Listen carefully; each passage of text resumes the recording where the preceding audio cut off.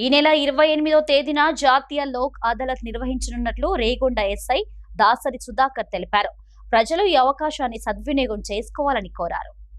లోక్ అదాలత్ లో వివిధ రకాల కేసులను రాజీ మార్గంలో సులభంగా పరిష్కరించుకునే అవకాశం ఉందని, డ్రంక్ అండ్ డ్రైవ్ కేసులు, చిన్న చిన్న ప్రమాదాల కేసులు, పరస్పర దూషణలు, గొడవలకు సంబంధించిన కేసులు, అలాగే భార్యాభర్తల మధ్య వివాదాలు కూడా ఈ లోక్ అదాలత్ లో పరిష్కరించుకోవచ్చని తెలిపారు. కోర్టు చుట్టూ తిరగాల్సిన అవసరం లేకుండా తక్కువ సమయంలో సమస్యలకు పరిష్కారం లభిస్తుందని అధికారులు వెల్లడించారు.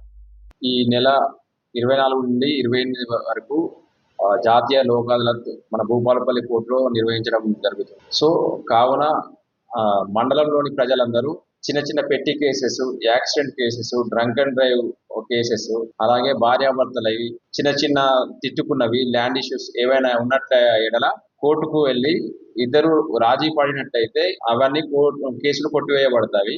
అండ్ అలాగే ఒకవేళ ఏదైనా రాజీ కాని ఎడల అడ్మిషన్ కూడా ఆస్కారం ఉంది.